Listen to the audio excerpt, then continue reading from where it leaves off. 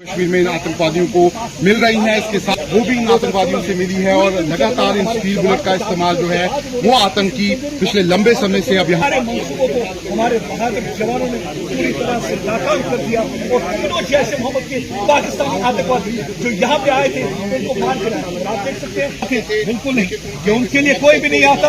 अगर ये आते हैं तो सिर्फ जम्मू कश्मीर के लोगों का खून बहाने आते। करो कर शुरू कर मैं आपको ही होगा। Thank you sir. नंबर 1 कर नहीं रहे तुम, मेरे टेंशन लाया मैं पीछे होगा दिला दिया किसी तरह आएगा कि नहीं कोशिश की, लेकिन फिलहाल इसको यहाँ पर नाकाम जो है वो यहाँ पर कर दिया है सेना ने। और आप देख सकते हैं कि बड़ी तादाद में सेना ने यहाँ पर हथियार, खाने पीने का सामान और यहाँ पर जो अलग अलग दवाइयाँ हैं वो इन आतंकियों से बरामद की हैं। ऐसे में साफ तौर जय हिंद, गुड इवनिंग, नमस्कार।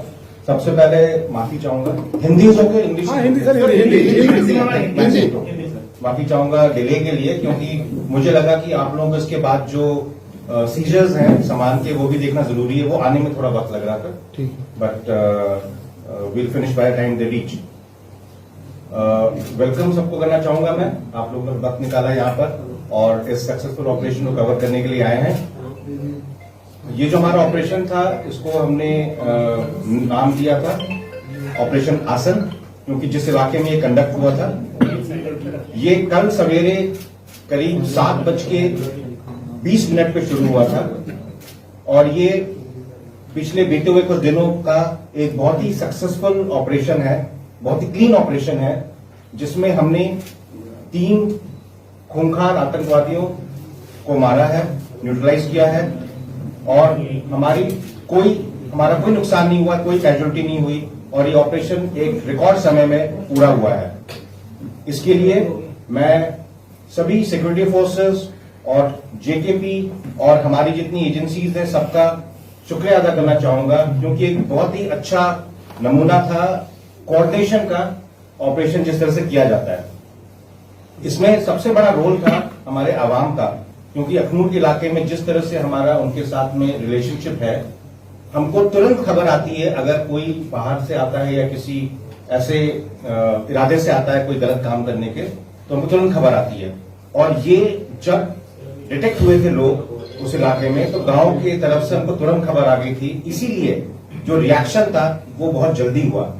इस दौरान उन्होंने कोशिश करी, वो जिस पर्पस के लिए आए थे वो पर्पस नहीं हो पाया उनका, लेकिन कोशिश करी कि वो हमारे कॉन्वॉय पे कुछ फायर करेंगे, लेकिन हमारे ड्राइवर्स और क्यूआरटी के सूझबूझ से कोई नुकसान नहीं हुआ और तुरंत क्यूआरटी ने तैनात होकर इनको अपने उसी इलाके में पिन डाउन कर दिया और वहां से हिल नहीं पाए। टेररिस्ट जिस तरह से आर्म थे उससे हमको यकीन है कि ये आए थे कोई बड़ा काम करने और पिछले कुछ दिनों से ये लगातार खबर आ रही थी और इन्होंने कई जगह ट्वीट भी किया था टेररिस्ट ऑर्गेनाइजेशंस ने कि वो कुछ बड़ा करके दिखाएंगे। इसलिए हमारे लोग तैयार थे, सारी एजेंसीज कोऑर्डिनेशन में काम करी थी, इंटेलिजेंसीज, इलेक्ट्रॉनिक इंटेलिजेंस सब काम कर रहे थे और हमको खबर बता रहा था। जब हमने ऑपरेशन लॉन्च किया तो हमने को एक इलाके में भेज दिया, लेकिन उसके बाद जो हमारे बाबू सैनिक हैं जेपीटी का वहाँ पे साथ था हमारा, और काफी हमने टेक्नोलॉजी का काफी इस्तेमाल किया इसमें, जिसमें हमको लगातार सर्विलेंस मिल रहा था अलग अलग एरियल ऑब्जेक्ट्स का।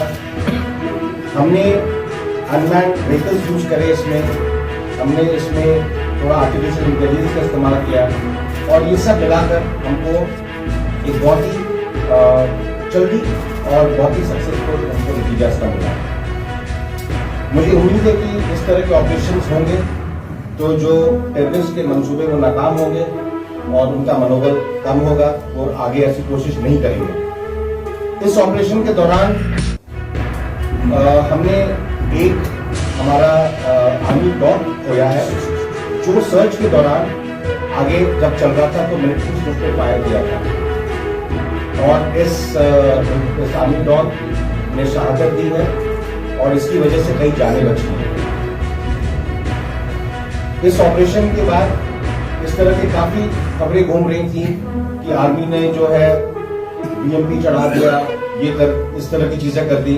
मैं आप सबको यकीन दिलाना चाहूंगा कि वो इलाका ऐसा था जहां पर काफी ग्रेडियंट था, 30 डिग्री का, और बहुत सारा वहां पे डेंस फॉलेज था। तो जब हमने वहां पर मिलिटेंट्स लोकेट करे, हमने एंगेज किया, तो वहां जाना पॉसिबल नहीं था बिना खतरे के। तो हमने ये हार्डेंड व्हीकल्स को इस्तेमाल किया है वहां पहुंचने के लिए, और हम पूरी इज्जत देते हैं किसी के भी पार्थिव शरीर को, और उसके साथ ऐसा कुछ नहीं होगा जो एक सोल्जर को करना चाहिए। मेरी तरफ से ये पॉइंट्स है आपके लिए। अगर कोई इस ऑपरेशन से संबंधित सवाल है तो आप पूछ सकते हैं। सर तो क्वेश्चन है, आपने कहा कि जिस तरह वो हेविली आर्म आए थे, ऐसा लग रहा था कि वो कुछ बड़ा करने की फिराक में आए थे से क्या माना जाए कि ये रिसेंट इन्फिल्ट्रेशन थी टेररिस्ट की जो इंडियन टेरिटरी? जो हमारी इनपुट है ये इन्फिल्ट्रेशन के लिए नहीं आए, क्योंकि इन्होंने जो वहां पर गाँव में बात करी है उससे लग रहा था कि ये प्लान करके आए थे कॉन्वॉय को टारगेट करने का, और ये काफी वाकिफ थे उस इलाके से। तो ये किसी पीछे के इलाके से आए, और कुछ दिनों से हमको कुछ इंटेलिजेंस मिल रही थी पीछे के इलाके में जहां पर मूवमेंट ही हुआ। सर ये क्या अभी रिसेंटली इन्फॉर्मेशन है या फिर ये पार्ट ऑफ द ग्रुप है जो अभी इस समय रजौरी पुंछ और कचरा घोड़ा में ये पार्ट ऑफ ये ग्रुप जो है वही मूवमेंट कर रहा है? I think our answer is the same, that this is not an infiltration, fresh infiltration. This is the group which is in the hinterland, which we were following and getting inputs, and we tracked them, and they came here and they got exposed. क्या ये माना जाए कि ये FT थे? क्या ये माना जाए कि ये FT ये अभी जस्ट खत्म हो रहा है ऑपरेशन, वहाँ पे बाइंडिंग का चल रहा है, थोड़े समय बाद ही मैं बता रहा हूँ।